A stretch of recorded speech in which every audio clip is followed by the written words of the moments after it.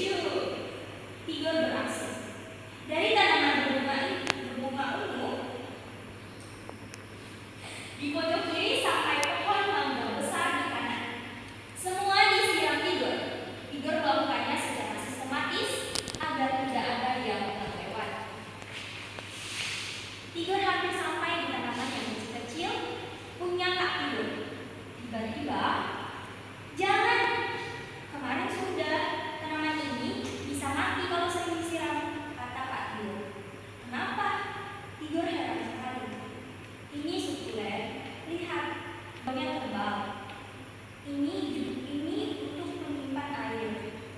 Kalau sering disiram, sukulen bisa membusuk, kata Kak Tidur menjelaskan. Sukulen, aku baru tahu tanaman juga punya suku, sahut Tidur heran. Tidur tahu keluarga mereka bersuku Batak. Tidur dan Kak Tidur bermarga Siregar mengikuti marga Bapak. Kita bersuku Batak dan bermarga Siregar. Tanaman ini bersikulen dan bermarga apa? Tanya Tidur. Kak Tidur tertawa. Bukan begitu. Namanya memang sukulen, bukan karena punya suku. Tidur ikut ketawa. Seru juga seandainya Kak Tidur punya suku. Ada suku Mawar, suku Mangga, suku Anggrek, dan suku Singkong. Kenapa kalian mau disebut? Tidur berpikir. Hei, namamu juga ada Len, Molen. Bagaimana kalau kamu menjadi kepala sukulen? Jawab Molen. Oke, Ibu sudah membacakan satu bacaan yang dimana sepertinya ada beberapa kata yang kalian baru mendengar. Contohnya, Desi ini bisa menyebutkan apa katanya? Tadi saya dengar ada yang Ibu sebutkan sukulen. Apa itu Ibu? Oke, sukulen. Kalau Nasari apa? Molen Bu, molen itu molen yang biasa dibeli di pasar atau molen itu nama orang? Oke, molen. Kalau Deva apa itu? Oh, Deva, kamu apa ya? Seperti yang dibilang tadi ya, pentingnya menyimak. Kalau Deva tidak menyimak, maka Deva tidak tahu. Tampilannya ya, Deva. Oke, baik. Terima kasih Desi dan Nasari. Ibu akan menjelaskan apa sih kata baru yang kalian belum paham tadi. Ternyata Desi tidak tahu apa itu sukulen. Kalau berdasarkan cerita kepala sukulen, sukulen itu merupakan nama bunga. Jadi itu bukan suku ya, atau suku suatu daerah, bukan. Jadi sukulen itu merupakan nama bunga yang ditanam oleh Kak Tidur. Nah, begitu Desi sudah paham? Oke Bu, sudah paham. Baik, terima kasih untuk Desi dong. Kalau Nasari tadi tidak paham molen ya? Iya, Bu. Molen kalau berdasarkan kepala sukulen ini, molen itu adalah nama kucing. Nama kucing si Tidur. Jadi nama kucing Tidur itu namanya molen. Jadi molen di cerita sukulen ini bukan yang kue atau gorengan, bukan Kak? Salah Nasari. Oke, menyimak ya. Penting banget, menyimak itu penting. Jadi jangan hanya berdasarkan pemahaman kita. Jadi kita harus memspesifikasi satu arti itu salah. Jadi kalau berdasarkan kepala sukulen, sukulen itu adalah nama bunga dan molen itu adalah nama kucing. Oke, baik, terima kasih. Apakah kalian sudah paham mengenai materi hari ini? Paham Bu. Oke, baik, bagus. Good job untuk kalian. Karena materi kita sudah selesai sampai di sini. Tidak ada pertanyaan? Tidak ada Bu. Oke, baik, terima kasih. Oke, baik, karena pembelajaran kita hari ini sudah selesai dan materi menyimak kita sudah sampai di sini. Kalian sudah paham mengenai materi yang Ibu sampaikan. Ibu akan menyerahkan baca selanjutnya kepada Ibu Desi dan silakan menyimak apa yang Ibu Desi sampaikan. Sekian pembelajaran hari ini. Selamat pagi, Tuhan memberkati. Amin. Oke, apakah masih semangat? Oke, bagus. Ternyata masih bersemangat. Nah, setelah kita mendengar materi dari Ibu Ana yang materinya kata-kata baru, nah setelah itu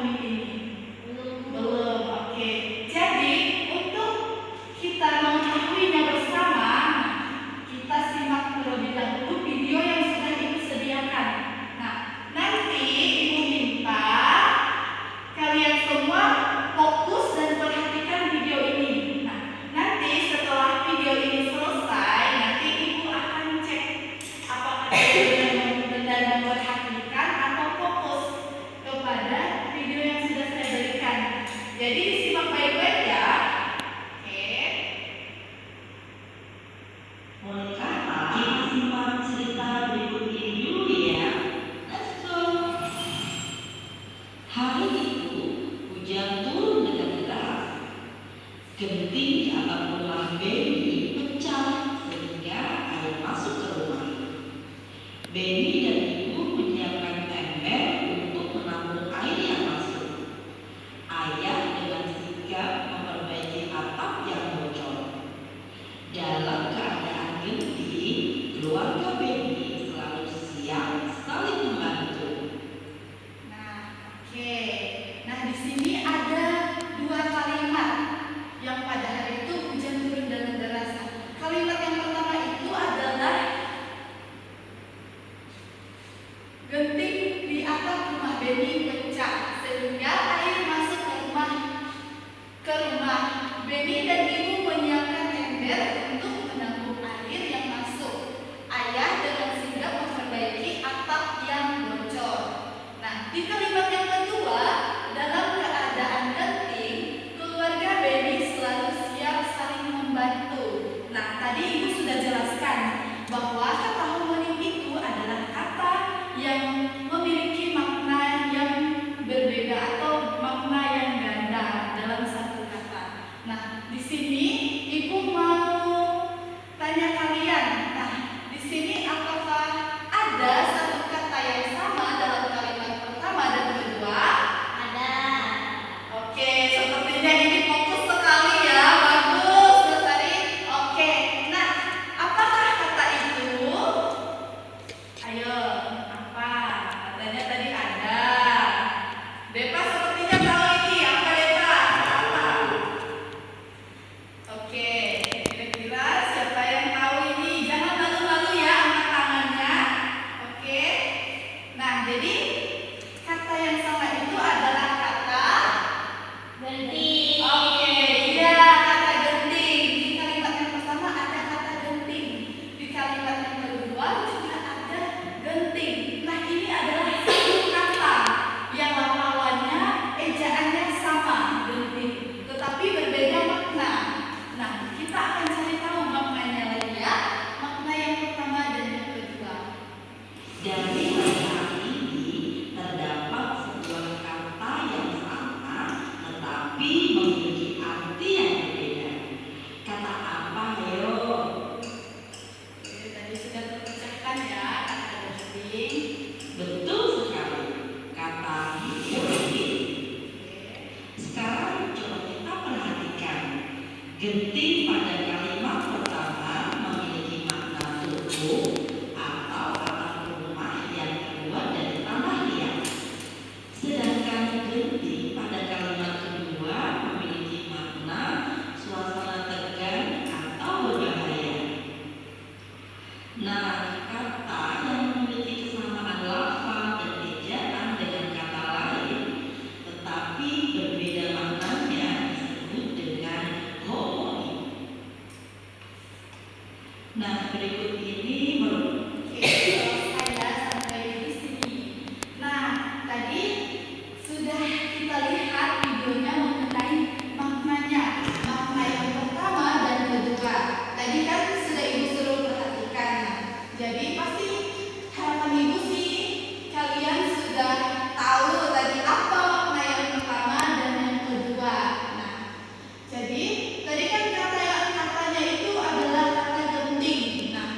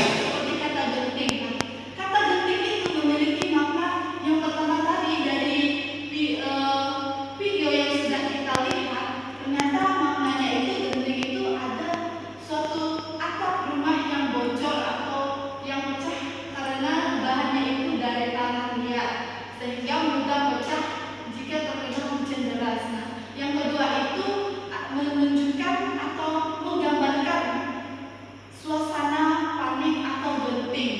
Nah, jadi untuk materi ini, apakah anak-anak semuanya sudah paham dan mengerti? Paham, Bu. Oke, baik. Senang sekali mendengarnya. Nah, jadi kalian sudah memahami materi yang sudah Ibu ajarkan. Jadi nanti Ibu akan memberikan tugas di rumah untuk kalian untuk mencari makna dari kata-kata yang Ibu berikan. Nah, yang pertama nanti tunggu ya ini. Nah, di sini sudah Ibu catat ya PR kalian. Nanti tinggal kalian catat kembali di buku tugas. Setelah itu baru kalian simpan lagi PR-nya, baru kalian dengarkan lagi materi baru dari Ibu Nasari. Nah, ini PR-nya itu cukup 2 kata saja, kata genting dengan kata kisah. Nanti kalian cari makna pertama dan keduanya ya, oke?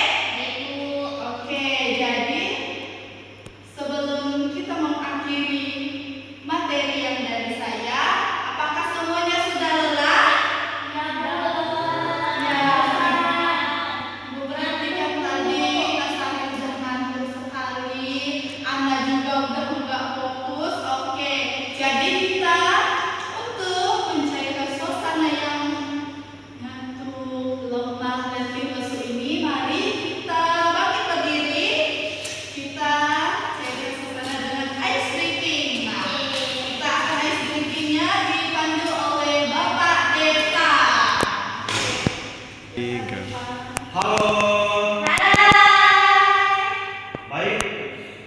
Bapak akan ada sedikit permainan supaya kita belajar lebih efektif dan tidak ngantuk. Nah, kalau Bapak akan perhatikan, kalau Bapak bilang tetap fokus, melihat, mendengar, mengingat, fokus. Oke, Bapak sudah tahu? Oke, baik, kita akan mempraktikkannya bersama-sama. Bapak hitung sampai 3 ya. Oke, 1, 2, 3. Tepuk fokus. Melihat, mendengar, mengingat, fokus. Oke. Nah, tes briefing kita sudah selesai. Anak-anak dipersilakan untuk duduk kembali ke tempat duduknya masing-masing. Oke, Pak. Baik anak-anak, karena kalian telah melakukan tes breaking bersama, Ibu yakin kalian telah semangat kembali dan fokus kembali. Apakah kalian sudah benar-benar fokus sekarang? Sudah, Bu. Oke, baik, bagus. Kita akan mulai pelajaran kita selanjutnya, yaitu membaca nyaring. Apakah kalian tahu apa itu membaca nyaring? Tidak, Bu. Baik, Ibu akan menjelaskan apa itu membaca nyaring ya.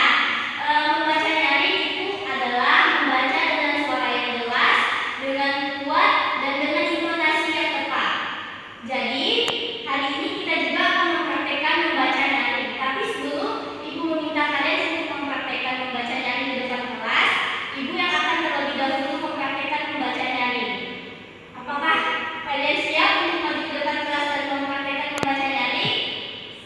Siap. Baik. Ada vampir di rumah ini. Klik, kipas angin itu menyala. Sejuknya, gumam Sani. Setelah berdiri sebentar di depan kipas angin, Sani kembali memilih buku di rak.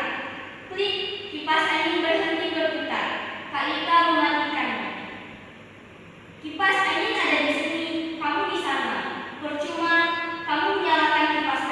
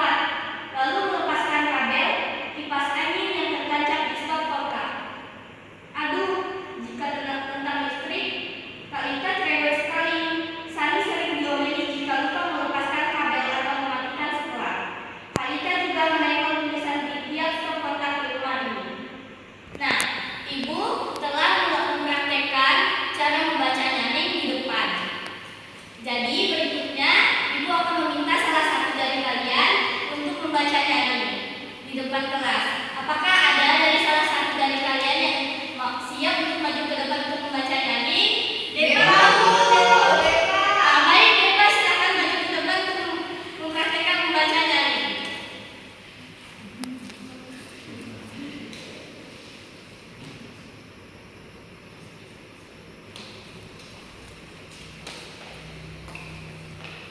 Klik, kipas angin pun menyala.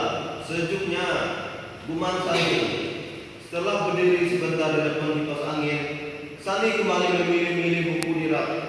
Klik, kipas angin berhenti berputar. Kak Lita mematikannya. Kipas angin ada di sini. Kamu di sana. Percuma kamu menyalakan kipas angin, membuang energi saja. Kata Kak Lita. Aku kan mau membaca di sofa, ucap Sani. Sani menyalakan lagi kipas angin, lalu duduk di sofa. Baru sebentar Sani membaca. Kak Lita kembali mematikan kipas angin. Kak, jangan dimatikan, pinta Sani. Gerak. Kak Lita menjawab. Dia malah membuka jendela lebar-lebar. Sejuk kan? Tidak perlu kipas angin dan hemat listrik, kata Kak Lita sambil duduk di samping Sani. Tiba-tiba dia melompat, lalu melepaskan kabel kipas angin yang tertancap di step kontak. Aduh, jika tentang listrik, Kak Lita cerewet sekali. Sani sering diomeli jika lupa melepaskan kabel atau mematikan skala. Kak Lita juga menempel tulisan di tiap step kontak di rumah ini. Udah, Bu. Baik, terima kasih Depa. Iya, Bu. Silakan duduk Depa. Tepuk tangan dulu untuk Depa teman-teman. Dari cara Depa membaca, Depa sudah bisa mempraktekkan bagaimana cara membaca nyaring. Dia dengan membaca dengan suara yang jelas, kuat dan dengan intonasi yang cepat. Jadi, apakah ada pertanyaan anak-anak? Tidak, Bu. Baik, berarti kalian sudah paham semua ya bagaimana cara membaca nyaring? Sudah, Bu. Baik, bagus. Jadi